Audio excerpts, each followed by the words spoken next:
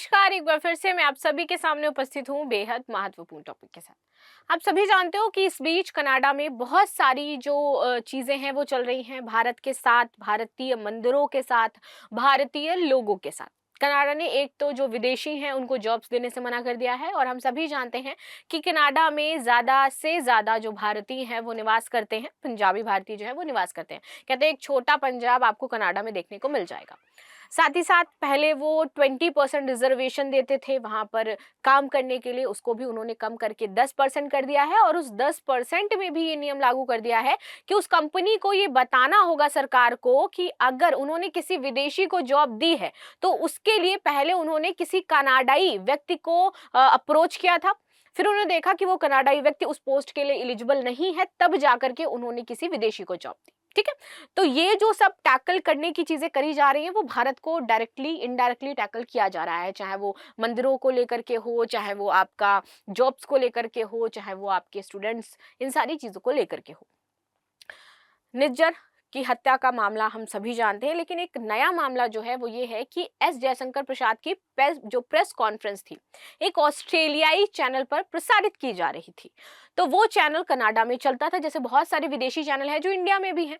ठीक, तो वैसे ही विदेशी चैनल जो ऑस्ट्रेलियाई चैनल था एक, वो कनाडा में प्रसारित कर रहा था एस जयशंकर प्रसाद की प्रेस कॉन्फ्रेंस।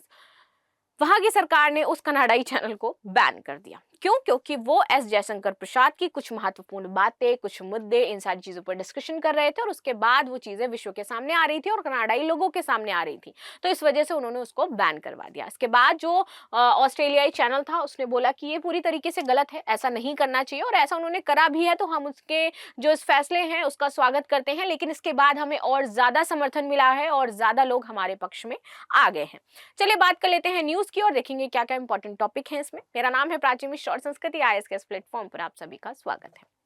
देखिए, विदेश मंत्री की पीसी यानी कि प्रेस कॉन्फ्रेंस, इसको दिखाने पर ऑस्ट्रेलियाई चैनल को बैन किया गया है। अब कनाडा की करतूत पर आउटलेट से यहाँ पर करारा जवाब दिया गया है।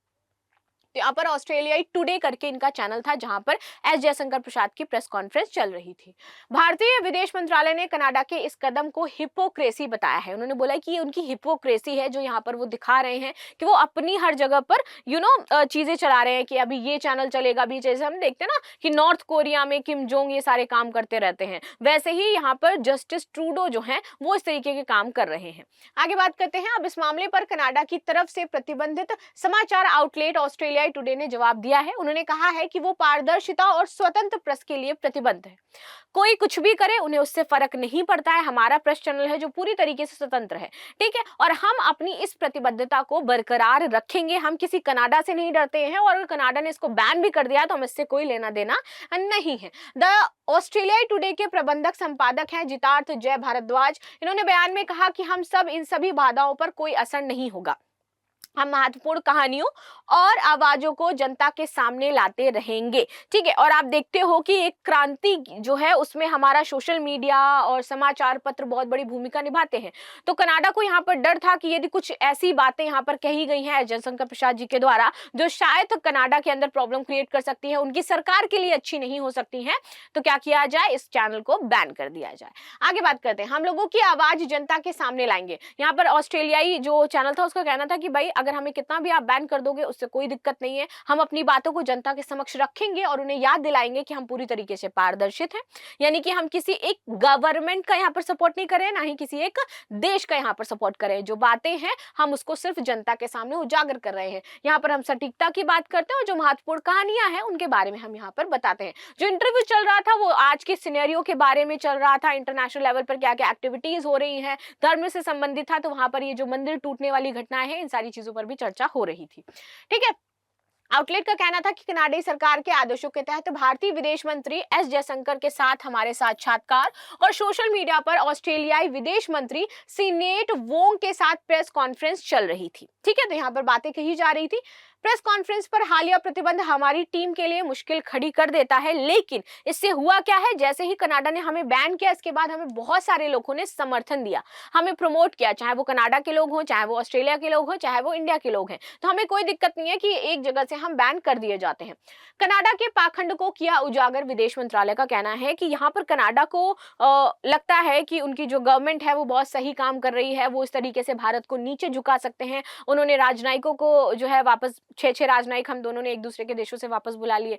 तो ये एक तरीके से कहा जा रहा है कि हमारे जो लोएस्ट पॉइंट पर संबंध चल रहे हैं भारत और कनाडा के, अब तक के सबसे लोएस्ट पॉइंट पर आ चुके हैं।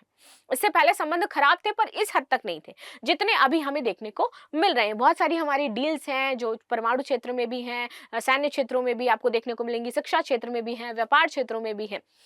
ठीक है, उन डील्स पर भी बहुत ज्यादा इफेक्ट पड़ने वाला है इसके बाद से। प्रेस कॉन्फ्रेंस में जयशंकर ने कनाडा सरकार को घेरते हुए कुछ तथ्य सामने रखे थे और उसी के बाद से उन्होंने यहाँ पर ये जो हरकत है वो दिखाई है।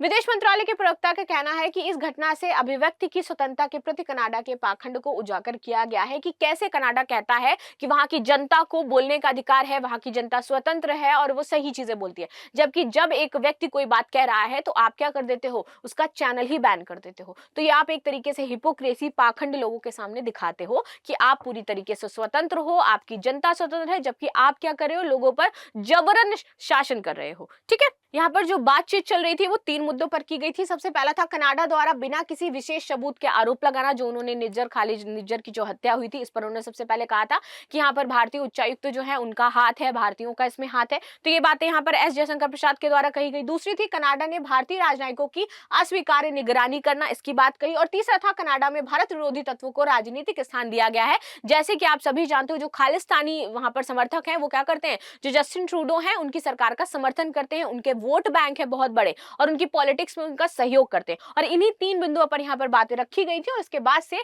कनाडा को ये चीजें अच्छी नहीं लगी और उन्होंने चैनल को बैन कर दिया। फाइनली ये चीजें थी जो हमने डिस्कस करी, यहाँ पर क्या क्या महत्वपूर्ण बातें हैं।